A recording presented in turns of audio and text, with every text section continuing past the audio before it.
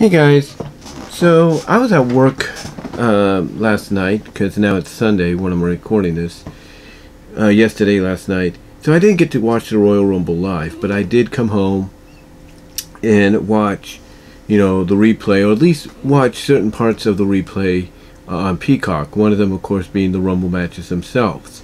Now as I'm recording this, I have yet to watch the men's Royal Rumble, but a lot of people said that when you compare the two Rumble matches, that you can pretty much skip over the men's match, because basically what who everybody, I should say, predicted would win it did just that, and him coming out as the last entrant to do so pretty much made a lot of people be like, yep, between the two, the women's was better. But here's the thing about people's reactions to the Royal Rumble event as a whole. Now, like I said, as of this recording, I have not yet watched all of it or anything like that. I've just heard about what people have shared and talked about through social media like Twitter, and pretty much I can agree and understand where they are coming from, where they kind of look at this show as a slightly above average C+ to C- show, depending on your point of view. And mainly because of the fact that everything that was reported or rumored to happen happened. Bobby Lashley winning the WWE Championship for the second time, I believe, over Brock Lesnar, thanks to Paul Heyman and Roman Reigns, screwing him over, basically revealing that Paul Heyman aligning himself with aligning himself with Brock was all a ruse, and thus resulted in Brock entering the Rumble to get his match against Roman at WrestleMania. The fact that a lot of people knew that Roman was going to walk in and walk out with the Universal title against Seth Rollins, even though Seth won by disqualification, thus setting a rematch up, maybe for the Saudi show down the line. And then, of course, the women's Rumble match itself, where everybody basically said that if a certain individual doesn't make her return in this Rumble, then there's no doubt that only a few names are qualified to win. One of them at the top of the list was Bianca, the other was Sasha, and maybe throw a wild card in there, maybe Lita, being the top three names that were being thrown around to win the women's Royal Rumble match. That is, if this individual didn't make her return in the match, which she did, because she was rumored to be making her return around this time. And the rumor was intensified even more so when it was revealed that her makeup artist, the person that makes kind of does her makeup, helps her get ready for her matches or her fights, if you will, was in St. Louis. That, of course, being Ronda Rousey, or Rowdy Ronda Rousey. And pretty much a lot of people said that if she showed up, and even I said this in my preview, that if she showed up, yeah, they're going to probably go with her. And that's exactly what happened, thus setting up the potential Rousey Lynch match that we've been wanting at WrestleMania. But like I said, when I read people's reaction, when I hear people's reaction, like let's say Alex Hicks, just Alex, along with others, again, they look at this show as being a above average, mediocre show of a C+ to C- level. And I think the reason for that is because, when you look at what WWE tried to do, in a sense here, they had a couple of names in the Rumble match that don't work for WWE, that are primarily seen, believe it or not, on Impact, and that has been very recently, I should say, as well as on the NWA, or in the NWA. Those names being the likes of Mickie James and Melina. And I'll give WWE credit. They, with this temporary partnership with Impact, allowed Mickie to come down to the ring when she came out wearing the Impact Knockouts title. Got them great exposure. I mean, she was even in her name graphic. She was even given, that recognition of Impact Women's Champion. They didn't say Knockouts, but they said Impact's Women's Champion because I guess knockout is a dirty word or something in WWE. And I will give them credit that they finally did what they should have done when she was under contract to WWE. They finally let her come out to her hardcore country song. They finally let her did that, and as I predicted, and I said this in my preview, that the moment that hit, that music came out, that song of hers came out, or came on, and she came out to it, I should say. Sorry for the pause there, I was thinking about what I was going to say. I worked today too, like I said, so I'm a little tired. I worked yesterday, so I'm a little tired while I'm doing this video. But like I said in my preview, the moment she would come out to that song, instead of her traditional WWE music, that the moment they allowed her to come out to that, she was not only going to get a massive reaction, but the people would start singing along to the song. And guess what happened? She got a massive reaction, and if you listen very carefully, they were singing along to the hardcore country song. So that to me tells me everything I need to know. That all WWE had to do, to really keep, Mickie around, not have her, be against them or talk down about them or, kind of be indifferent with them or whatever. Just have Mickie, just allow Mickie, I should say, to have her theme music. Allow her to have a hardcore country music and just let her do her thing. And that's it. I mean, his thing, even if they let her have a hardcore country music, I think that would have been beneficial enough to probably convince her to stay and put others over, as long as she got to come out to the song that she sung herself. And let me tell you something. Every time I've been on the bus, and I've been listening to my work/travel playlist, which I have on my phone, one of the songs that's on there is hardcore country.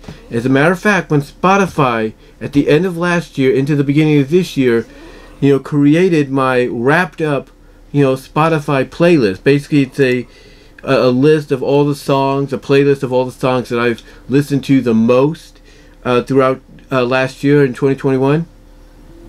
One of the songs on that list was hardcore country, and every time I listened to it, I always imagined in my head that if she comes back to WWE in some capacity, they've got to let her have that music.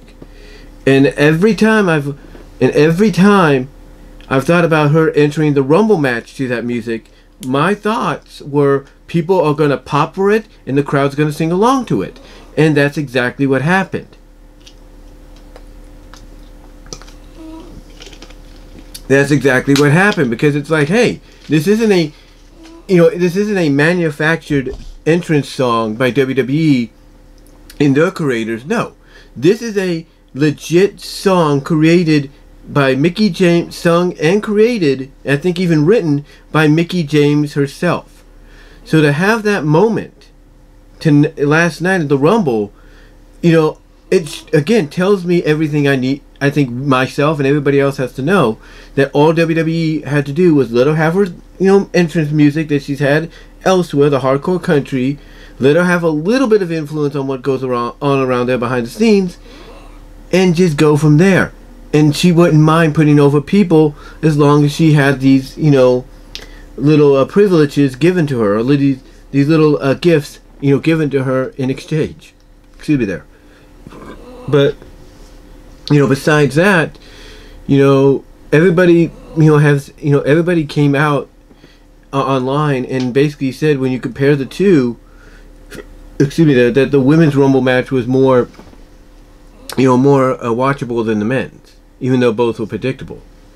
And like I said, this is why people are going on between, like an Alex Six, and I'm sure JD and OTR Central and all them, in Solid Monster and all that, are giving, the event an average of a C+ to C-, semi above average or above average, mediocre show. All because of the fact that it was very predictable almost from start to finish.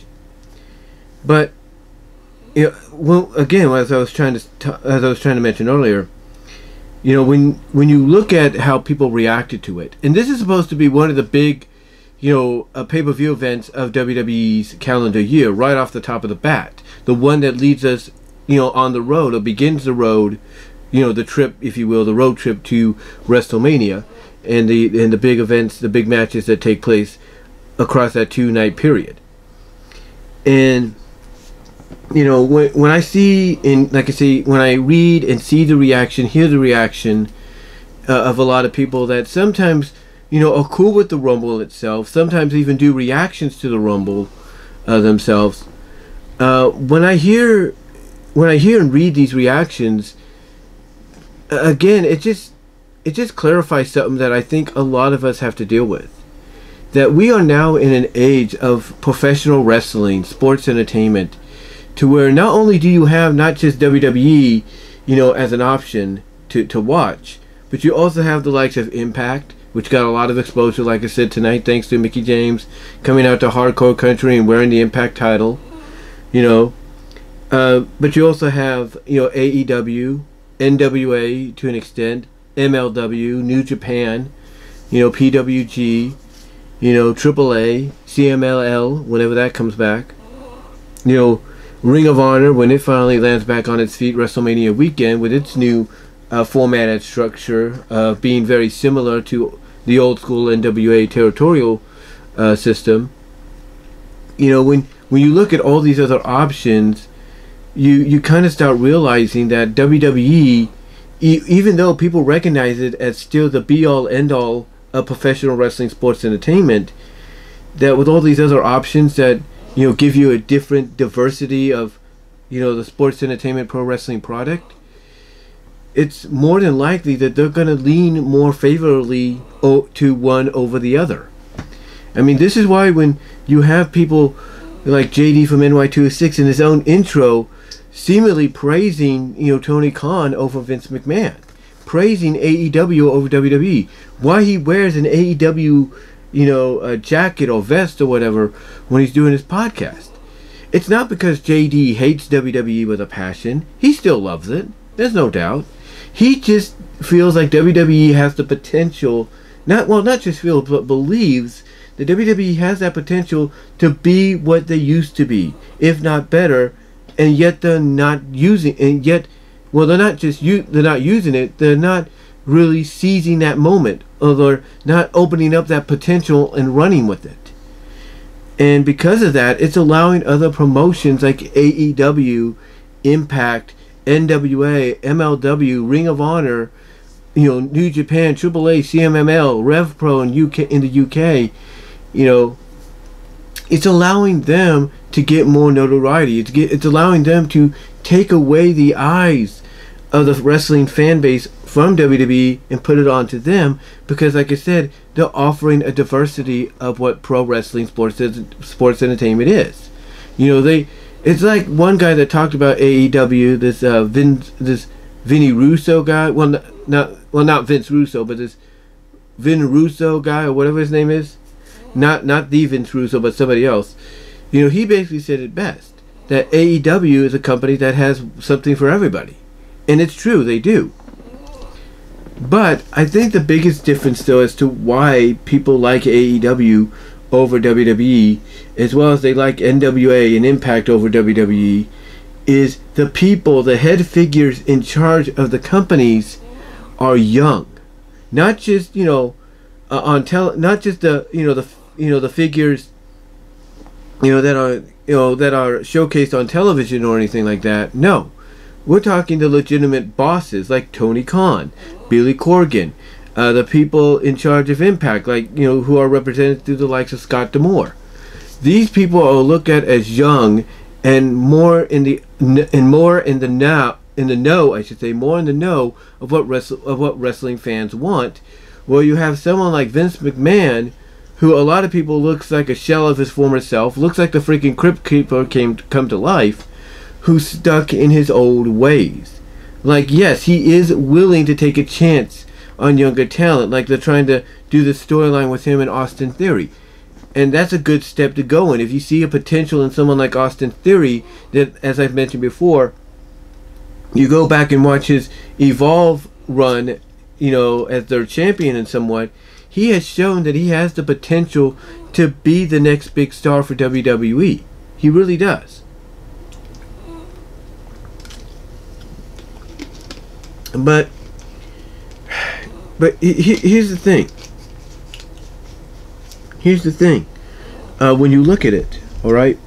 Here's the thing. When you look at it, with WWE, with WWE doing storylines like that, on occasions, it does, especially with Vince McMahon himself being involved, it does show that despite what we think of Vince, and most of it is true, he still finds a way to prove us wrong.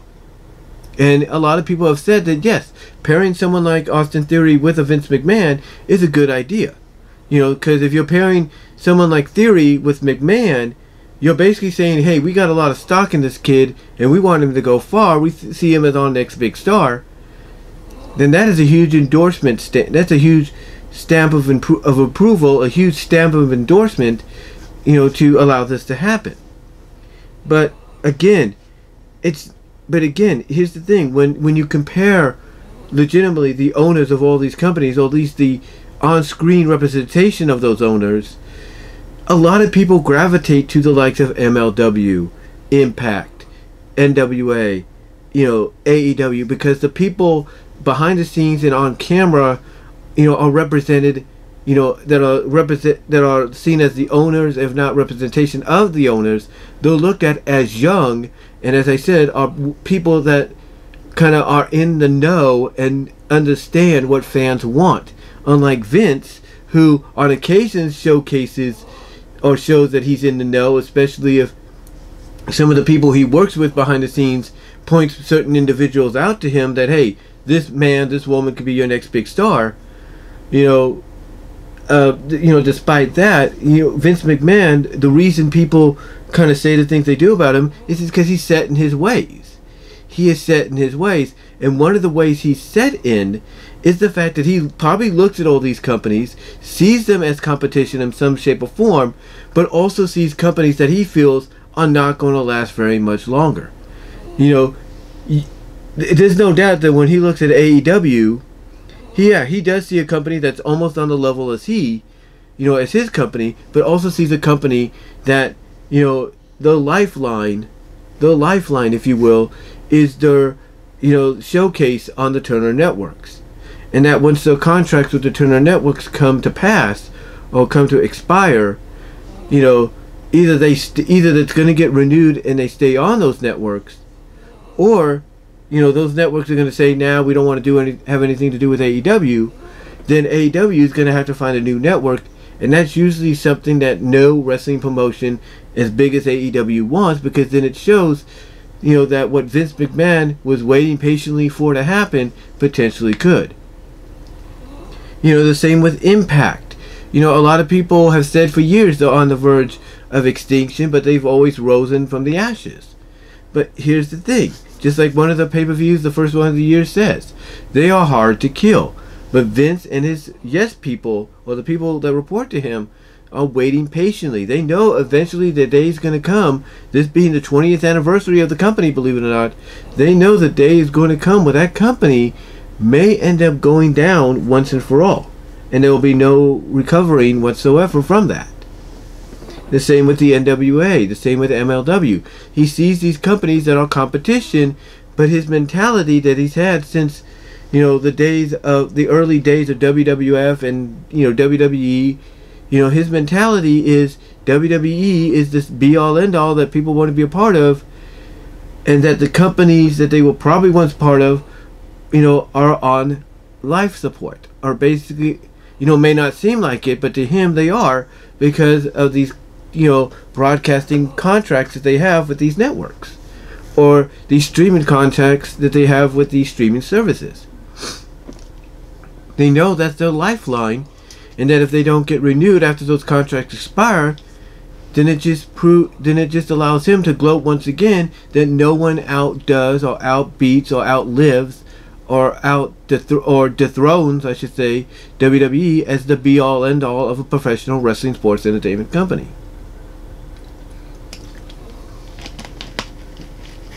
And that's why a lot of people don't like him. It's not because of the fact that he's not in the know. With certain people around him, he kind of is in the know. Maybe not as much, but it does show. You know, not as much as, let's say, Tony Khan and Scott D'Amore and Corgan and all of them that I've mentioned. But, you know, he is... But basically, this is the real reason why, you know, they hate him. Or they want him gone. Because they know that, you know, how he views these companies as being on life support, even though it doesn't seem like it. You know, that's his... You know, that's his ace up his sleeve. That's his ace up his sleeve, that once these contracts expire and they're not renewed, that basically he gets proven, you know, correct once again. He's proven triumphant once again. And nobody can stand that. It's not because of the fact that all these companies give you different, you know, variety of wrestling. Like I said, different varieties, you know, diversities of professional wrestling. That's a good thing. It's mainly because of the fact that they know Vince is holding that one ace in his hand, that he knows that when the time is right, he can plant down, you know, on the playmat and say, gotcha. You know, he's holding that one chess piece, that king, and he's ready to slide across and say, checkmate. Because to him, the lifeline of those promotions are the streaming services and cable networks that are on right now. And that, like I said, if the contracts are not renewed, you know, after the initial ones expire, then that's going to be, you know, something that Vince would love to gloat about. But here's the thing. Even if they expire and are not renewed, he shouldn't gloat, you know, so fast, because there could be networks that pick them up or other streaming services that pick them up. But that is the thing here with today's wrestling. It's not the fact that people don't like WWE. You know, it's not the fact that they prefer this promotion over it more so than the other. It's the fact that the people that run the ship, either visually seen on screen or represented by somebody on screen, or at least noted and talked about from behind the scenes, are younger, and they are basically in the know of what wrestling fans want. And that's why their companies are looked at as better companies than the be-all end-all, that's WWE, because the only way Vince McMahon becomes in the know of something, you know, and what fans want, is if people report it to him and say, hey, you know, check this out, try this, and see what happens. That's why people were gushing at the fact that WWE, and even WWE noted it itself on its Twitter page, that the Forbidden Door had been open, and in came, you know, Mickie James as Impact Knockouts champion, holding the belt, Hardcore Country playing. You know why Melina showed up? You know, mainly because of the fact that someone got in Vince's ear and said, you know, hey, people, this Forbidden Door thing, people like it. Let's go with it. Even if we don't do it the way other companies do it, let's do it. Let's try it. And that's how this all came about, when you really think about it. But again, that's the era that we're in.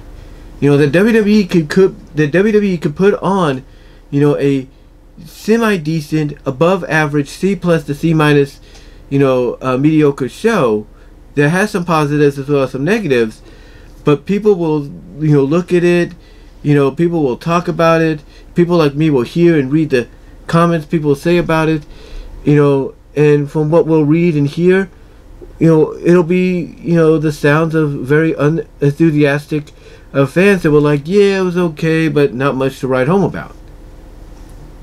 And all because we're in that era now of professional wrestling, where you got more options out there, more diversity when it comes to wrestling, you know, the wrestling product, I should say, but also the fact that you have representation, you know, of owners, if not representation of said owners, on camera or behind the scenes, that understand what today's generation of fans, even some of the past generation of fans, want to see in today's wrestling over what Vince's mentality is, unless somebody tells them themselves. So, you know, that's the thing about professional wrestling today. It's not a toxicity, you know, that, you know, makes it into a cesspool that people say it is at times. It's not just that. It's the fact that nowadays you have owners of companies that are a lot younger, and that younger generation gravitates more towards them because they understand what that generation wants. Well, someone like Vince may have a grasp of what that generation wants, but is stuck in his ways of the past 30-20 years, that, you know, unless, you know, a company like Impact or AEW or You know, NWA suddenly just comes out of the blue and, you know, starts dominating, and WWE's attendance starts dwindling and dwindling and dwindling, and, you know, buy rates and all this starts to go downhill for them. You know, unless that happens, you know, Vince, he's not going to budge. You know, he might take a chance, like I said, on certain things, like finally, you know, acknowledging the Forbidden Door to an extent, taking a chance on a person like Austin Theory, you know. But that's only because somebody that he reports to him directly, or at least a few people, let him in on what's hip and trendy right now in wrestling, and that's it. While others, the other legitimate owners like a Tony Khan, doesn't need people around him to say, "Hey Tony, this is what's hip and trendy for the, you know, in wrestling, and the fans like it. We should try it." No, Tony Khan has his finger on the pulse, believe it or not. So he knows directly what fans want, what's hip and trendy with them. And that's about it. That's basically the truth. It's the fact that, you know, when you compare, you know, the entire wrestling scape going into 2022 here, as we end this first month, which went by really fast, believe it or not, of 2022, as we head into the rest of the year, we have to realize that this is a year, believe it or not, that, you know, one way or another, WWE is either going to have to wake up and realize that Vince has to start stepping down, you know, and letting others like Shane, Stephanie, Levesque, if you will, take charge, because they pretty much know what's hip and trendy and what fans want. You know, this is that year where that process needs to start happening. It needs to start happening. I mean, and I understand the negativity fans have towards the fact that, oh, Vince will never step down, because of the fact that Vince's mother, that's right, his own mother just passed away at 101 years old. And a lot of people look at that thinking, well, if his mother lived to be 101, then we're stuck with this guy for another 25-something years. And that might be true, but it doesn't mean he has to be in charge of the company the way he is now. It just means that there's enough time going around for his own daughter, his own son, his son-in-law, maybe someone like a Nick Khan to say, hey man, it's time to step down and let the younger generation, your son, your daughter, your son-in-law, take charge and show you how, you know, this company I should say, can be taken into the stratosphere once again. And, you know, prove to be the dominant, you know, product that it once was, and be that be-all end-all promotion people want to be part of. And that's it. That is absolutely it. So when I look, like I said, when I look at how people reacted to the Rumble last night, you know, not just by hearing what they said, but reading it, again, it's all because of the fact that we are in an era to where, yes, they were cool with it. They thought it was above average, C+ to C-, you know, mediocre show. But it's mainly because they are more attracted to what, you know, a company like AEW run by Tony Khan, NWA run by Billy Corgan, you know, Impact represented by, you know, that's run by Anthem Sports represented by Scott D'Amore. You know, they're more interested in what they bring to the table than what, you know, WWE does, because they know that those people, you know, they have their finger on the pulse to kind of understand what fans want to see.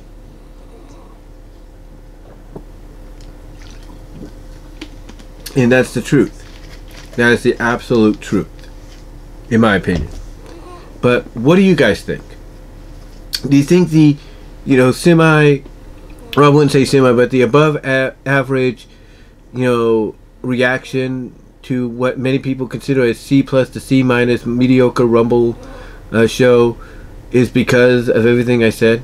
Because of the fact that we are now in an age in an era of professional wrestling, sports entertainment, to where not only are there more options out there that give you more of a diversity of professional wrestling, but it's mainly because those options are run by people that are young and they understand and have their finger on the pulse of what's hip and trendy and what fans want to see.